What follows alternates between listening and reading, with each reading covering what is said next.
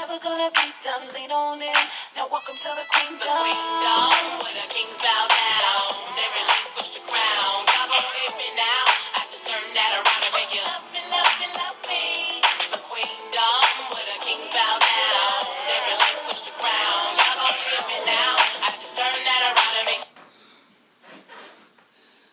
Kevin Owens, tu devrais avoir honte de ce que tu as fait, un homme de plus de 70 ans, le président de cette compagnie. Mon père, Vince Kennedy McMahon. Et ce que tu lui as fait la semaine dernière à SmackDown Live.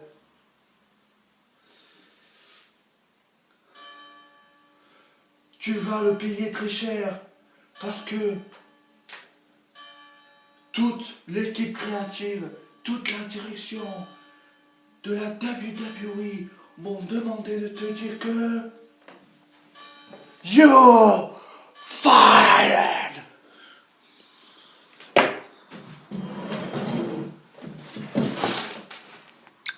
Et salut à tous, à toutes, c'est Mika, le Fifou. On se retrouve aujourd'hui pour la vidéo résumée ainsi que de mes réactions sur le dernier SmackDown Live. On était à Las Vegas.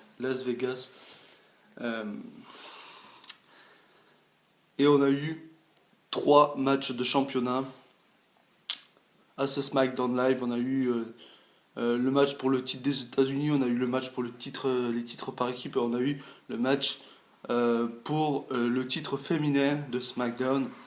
3 matchs plutôt corrects, même si pour moi 2 étaient très bons. Le match pour le titre des États-Unis, le match pour le titre par équipe. Le match pour le titre féminin, j'ai vraiment été déçu. Il n'a pas duré assez longtemps pour moi. Et j'ai vraiment été déçu, mais bon. Que voulez-vous? Du coup, la grande annonce de ce SmackDown Live, c'était bien évidemment le retour de Mr. McMahon, Vince,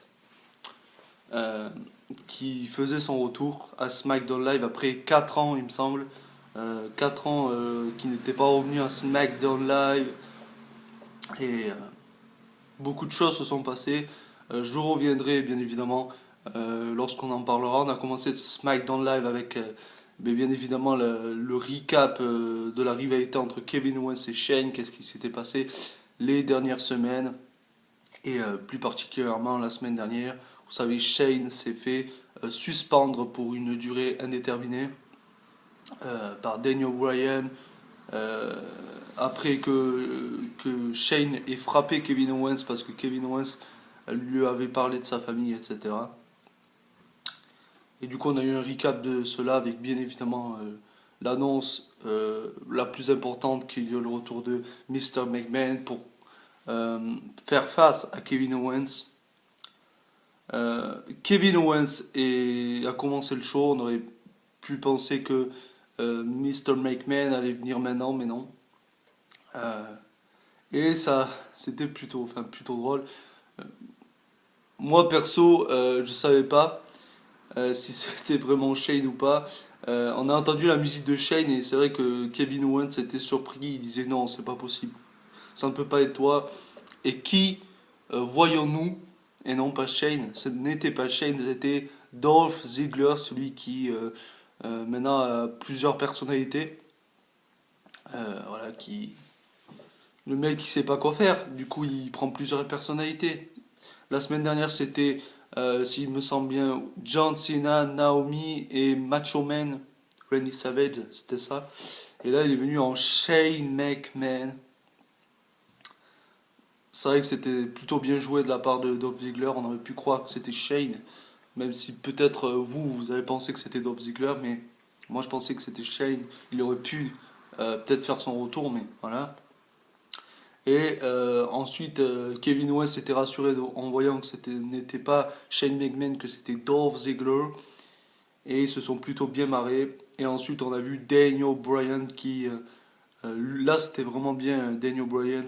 C'était pas quelqu'un d'autre. Et et il a parlé à Kevin Owens, il a dit que Mr. McMahon n'était pas encore là, mais qu'il allait venir ce soir pour faire face à Kevin Owens. Ensuite, on a commencé avec notre premier match de titre. AJ Styles défendait son titre des États-Unis contre Ty Dillinger. La semaine dernière, ils s'étaient déjà affrontés, mais le match avait duré vraiment pas longtemps à cause de Baron Corbin. Et AJ Styles avait conservé son titre la semaine dernière. Et cette semaine, le match était déjà mieux que celui de la semaine dernière, ça c'est clair. Il y a eu un peu plus de temps. Et j'ai vraiment cru à la victoire de Ty Dillinger. Avec son tiebreaker, je me suis dit, putain, ils vont le faire gagner. J'y ai vraiment cru après le tiebreaker, mais non, AJ Styles s'est dégagé et AJ Styles a conservé son titre des États-Unis. Et ensuite, Baron Corbin s'est encore ramené à la fin du match. Enfin, pendant le match, à la fin, AJ Styles était prêt à un moment pour son Phenomenal Forearm. Et Baron Corbin s'est mis sur le tablier et du coup AJ Styles a fait son Phenomenal Forearm sur Baron Corbin au lieu de le faire sur Ty Dillinger. Du coup, oui, AJ Styles a conservé son titre. Et ensuite, Baron Corbin, après le match, a attaqué Ty Dillinger et AJ Styles. Et soit, j'ai deux hypothèses. Il y en a une que je suis plus pour et une autre que je suis pas vraiment pour.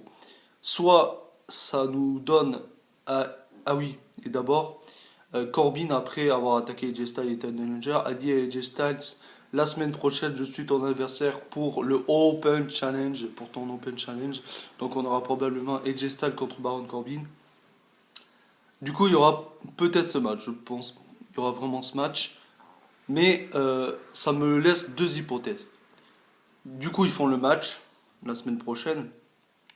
Et de toute façon, dans tous les cas, AJ Styles conservera. Je vois pas Corbin gagner. Soit la semaine prochaine, du coup, Ty Dillinger il se venge en attaquant Corbin.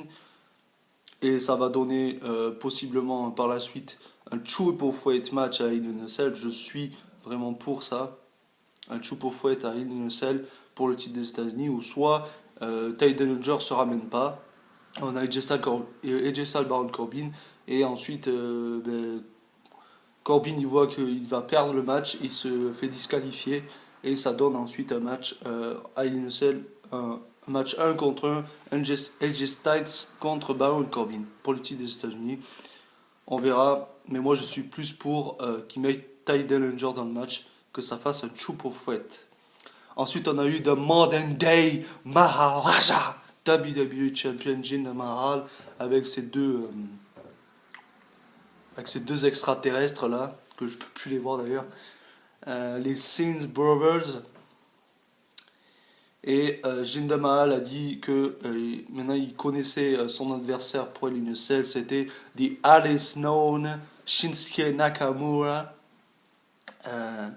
Et puis Jinder Mahal et les Singh Brothers se sont foutus de sa gueule à Shinsuke Nakamura en montrant à l'écran du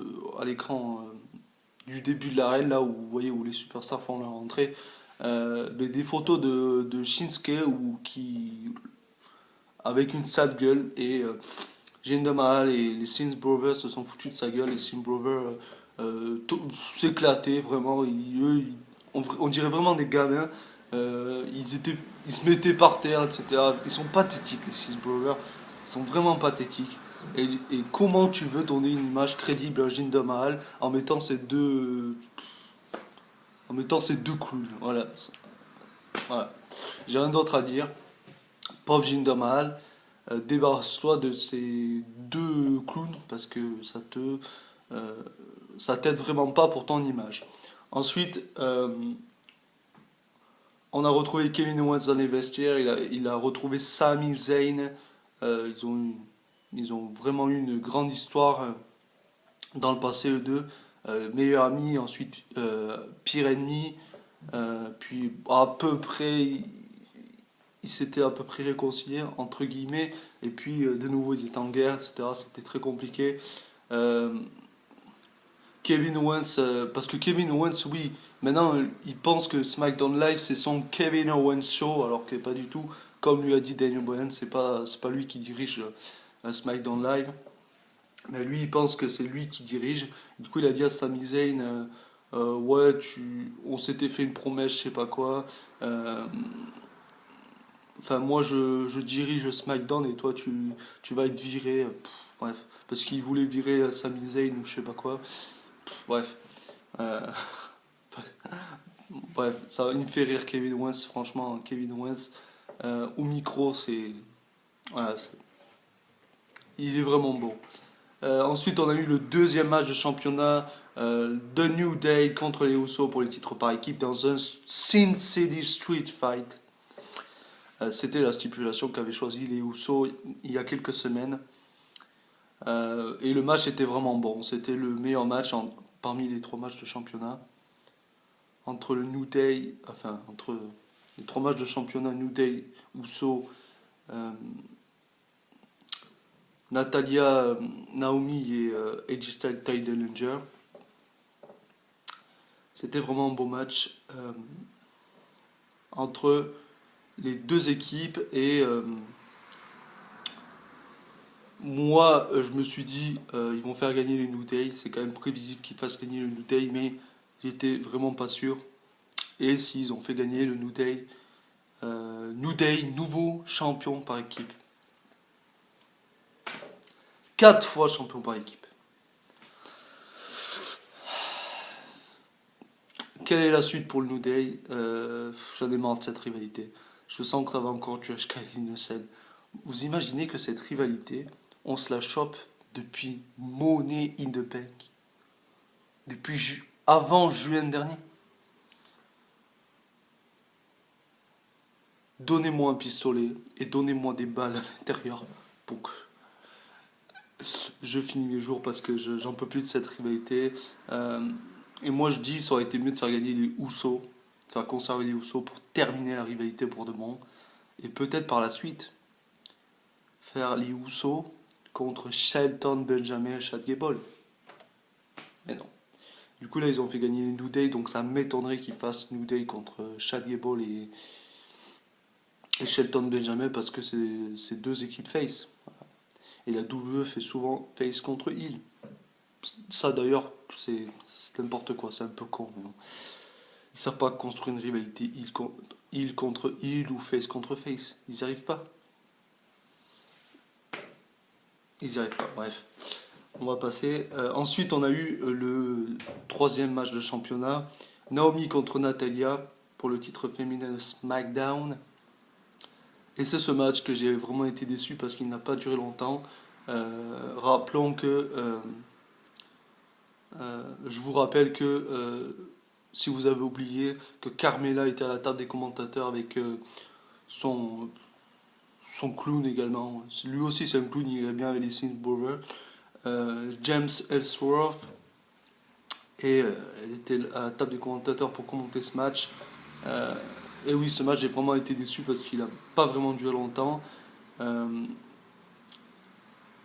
Carmella s'est incrustée dans le match pour se la péter avec sa mallette. Natalia l'a frappé. Et ensuite, Naomi s'est jetée sur elle et James Ellsworth.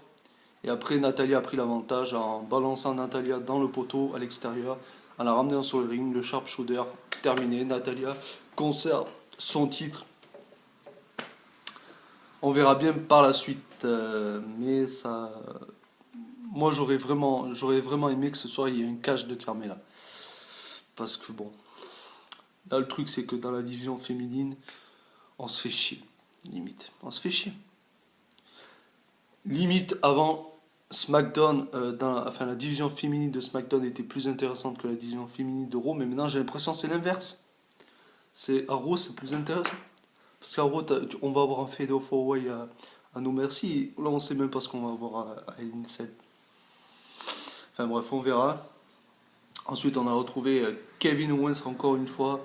Non, on a retrouvé d'abord, c'était Aiden English qui chantait tout seul dans les coulisses. Et après, on a retrouvé Kevin Owens qui l'a rejoint. Et il a dit qu'il aimait. c'était le seul à aimer ses chansons et qu'il aimerait bien le recruter pour être chanteur des nouveaux team songs qu'il va avoir. Enfin, c'est ce que Kevin Owens croit. Parce que pour lui, il dirige SmackDown Live, ce qui est faux, mon pote. Et du coup, il a dit, Kevin Owens, qu'il aimerait bien que Aiden English soit son employé et qu'il chante les chansons. Et Kevin Owens lui demandé de faire une petite promo, enfin une petite représentation. Et Aiden English a chanté It's the Kevin Owens Show.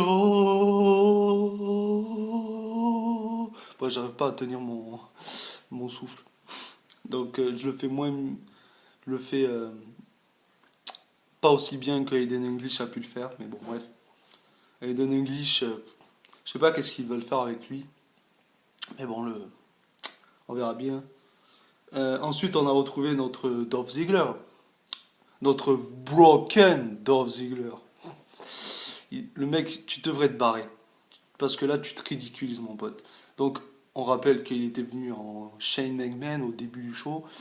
Et là, après, il a continué à faire ses petites représentations. Et il est venu avec une personne. Enfin, il a imité l'entrée d'une personne que je ne peux pas voir et que je suis bien contente qu'il la montre plus à l'écran. Bailey. La semaine dernière, Dolph Ziggler, tu étais limite. En début de show, tu étais limite. Mais là, en Bailey, tu m'as donné envie de prendre une corde, de me suicider. Ou de me mettre dans mon bain. Enfin, que je me mette dans mon bain avec beaucoup d'eau, que je plonge la tête et que je me noie. Franchement, ridicule Dolph Ziggler. Il est venu en Bailey, après il est venu en Ultimate Warrior. Et il a couru tout autour du ring comme faisait à l'époque Ultimate Warrior. Mais pathétique Dolph Ziggler, mais va à la New Japan Pro Wrestling, surtout que tu veux y aller, mais barre-toi. Reste pas dans une compagnie où ils te font faire n'importe quoi.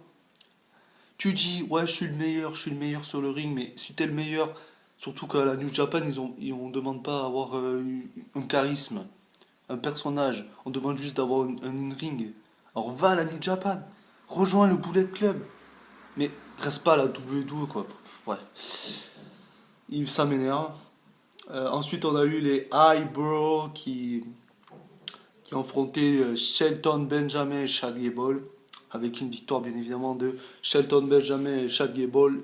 Ces deux-là seront, je pense, les prochains challengers numéro 1 au titre par équipe de SmackDown Live. Soit des New Day, ou soit peut-être des Usos s'ils remettent les Usos champions. On sait jamais. Et ensuite, mesdames et messieurs, on a eu le plus intéressant segment de peut-être ces dernières semaines, voire de ces derniers mois à SmackDown Live. Bon, quoique celui de la semaine dernière était pas mal, mais là, celui-là était clairement au-dessus de celui de la semaine dernière. Euh, Déjà au début, on a retrouvé Vince McMahon qui était dans les coulisses avec Daniel Bryan. Ils parlaient de je sais pas quoi, mais ils avaient l'air de sourire les deux. Parler de je sais pas quoi. Enfin, Daniel Bryan qui était bien évidemment content de voir Vince de retour. Et ensuite Kevin Owens est revenu sur le ring. Il attendait patiemment l'arrivée de Vince McMahon et Vince McMahon est arrivé avec bien évidemment sa petite marche là comme ça là.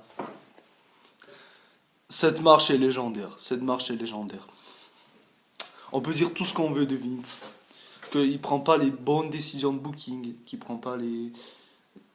qui met pas en avant les jeunes superstars, mais il a quand même une présence, il a quand même quelque chose. C'est grâce quand même à lui qu'on a la WWE ce qu'elle est aujourd'hui. Donc certes, moi aussi je critique beaucoup Vince dans les choix de booking qu'il fait, de pas mettre en avant les superstars de la NXT au main roster. Et on ne peut pas nier quand même qu'il n'a pas une présence lorsqu'il arrive dans une arène.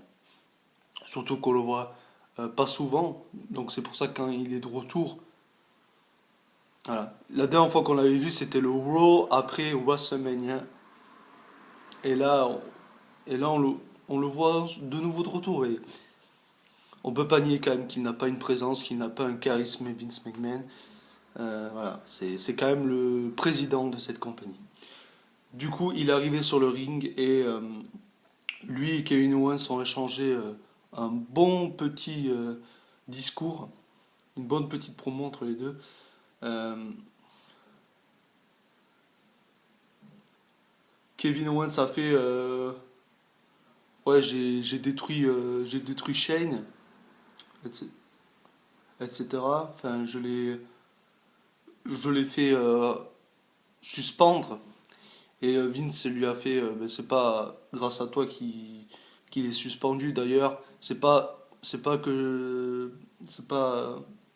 parce qu'il t'a tapé qu'il qu'il a posé les mains sur toi que je l'ai suspendu. C'est parce qu'il n'a pas fini le job. C'est parce qu'il t'a pas détruit complètement. Surtout qu'il il t'a, euh, il t'a vraiment frappé et tu t'es laissé faire. Tu as été insoumis, je crois qu'il a dit un truc comme ça. Tu as été insoumis, moi j'ai compris ça. Puis Kevin Owens, bien évidemment, commençait à chauffer. Il aimait pas ce que Vince disait. Et on peut le comprendre quand même. Il n'a pas vraiment aimé ce que Vince lui a dit. Et je sais plus trop ce qu'il a dit après.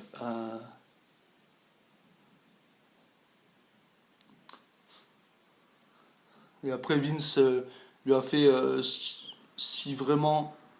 Enfin, je pourrais te renvoyer maintenant. Je pourrais te virer maintenant. Euh, mais il veut que Shane McMahon prenne sa revanche, qu'il le frappe pour de bon et qu'il le détruise. Et ensuite, Kevin Owens a fait. Euh, ah non, avant, Vince lui a fait euh, tu vas affronter Shane McMahon dans un match et pas n'importe quel match. Un Hell in a Cell match à Hell in a Cell. C'était prévisible, on avait eu cette rumeur depuis des mois et des mois. Les deux s'affronteront dans un Hell in a Cell match.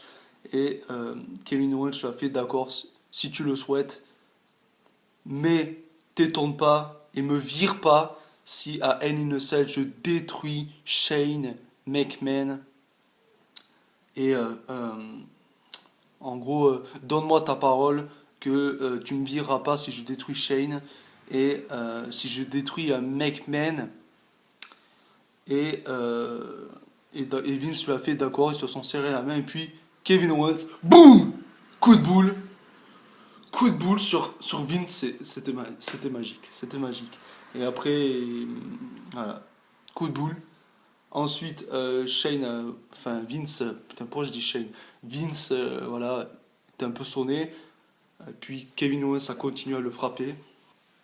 Ensuite, super kick dans la face. Et ensuite, il n'en a pas terminé là. Kevin Owens, parce qu'il est monté sur la troisième corde. On a essayé de l'arrêter, Kevin Owens. Euh, mais le frog splash de Kevin Owens sur Vince McMahon, c'était magique. J'ai adoré ce moment. Kevin Owens dit limite en le frappant comme ça, voilà ce que tu payes, enfin voilà ce que tu récoltes lorsque tu fais de mauvais choix de booking. Voilà, tu te fais frapper, tu te fais détruire complet. Et voilà. Et après Kevin Owens c'était un peu vraiment, certes il avait frappé Vince, mais après il l'avait fait comme ça, limite il n'était pas trop rassuré, hein. Il s'en voulait peut-être un petit peu de l'avoir frappé autant. Et puis après, on a vu une revenante. On a vu Stephanie McMahon revenir à un show télévisé, à la caméra. Elle est revenue. On l'avait pas vue depuis WrestleMania. Elle est revenue. Stephanie McMahon. Et elle a bien évidemment confronté Kevin Owens. Ça lui a fait ce que tu as fait. Hmm. Ah, elle n'était pas vraiment contente. Et puis elle est bien évidemment allée voir son père. Euh, les arbitres, etc., ont relevé Vince McMahon, et Vince McMahon était dans un sale état. J'ai hâte de voir la suite parce que Stéphanie est de retour et je pense que la semaine prochaine on va voir Stéphanie à SmackDown. Il y a de grandes chances qu'on va la voir de retour. Euh, ouais. J'ai hâte de voir, en tous les cas c'est la FUD. Voilà. Là on a une raison de regarder SmackDown Live. Là on a une raison de regarder chaque semaine SmackDown Live grâce à cette rivalité.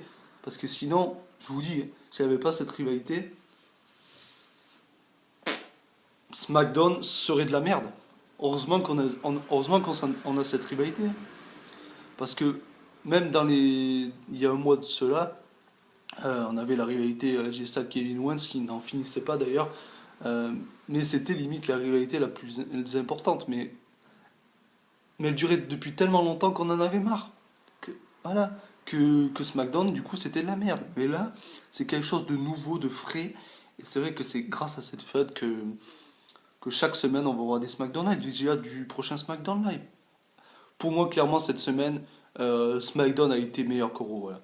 La semaine dernière, c'était l'inverse. Raw avait été meilleur que SmackDown, même si on avait eu le segment la semaine dernière entre Shane et Kevin Owens.